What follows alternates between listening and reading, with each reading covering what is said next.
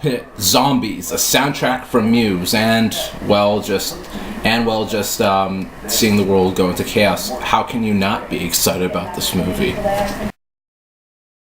World War Z is directed by Mark Forster and stars Brad Pitt. Now, this movie had a lot of production troubles. I'd read that Brad Pitt got into arguments with the director. They rewrote a ton of things, especially the ending. This movie, had bad word of mouth judging by the production of this. And, I was still kind of excited about this movie because Brad Pitt is one of my favorite actors of all time. I like zombie movies like Dawn of the Dead and 28 Days Later. I love the Walking Dead TV show. So, naturally, I was still excited to see this movie. And I gotta say, I really loved this movie. I had a good time watching this movie. It was pretty good. So the story of the movie is Brad Pitt plays this UN officer named Jerry Lane, and one day he and his family are just driving down the road, and they come to find out that the whole world has been has been infected by the apocalypse, that zombies have risen and they are turning more and more people to zombies, and Brad Pitt has to go out to different countries to find the cure, to find the solution of where it all began. At least that's what the story is about.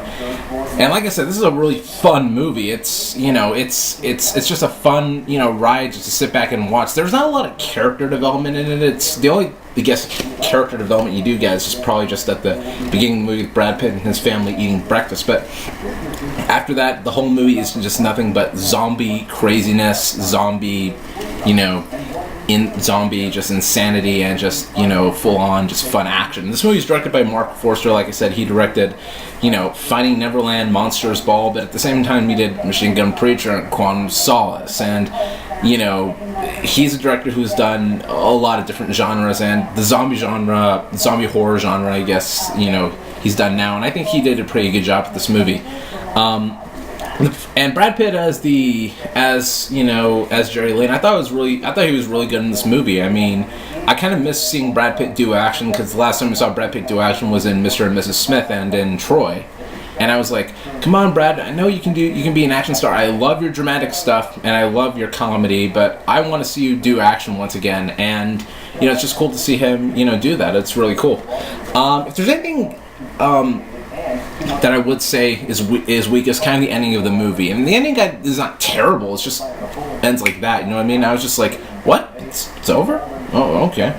You know what I mean? You could tell that this ending got rewritten so many times. It does feel like, it does have that sort of feeling towards it.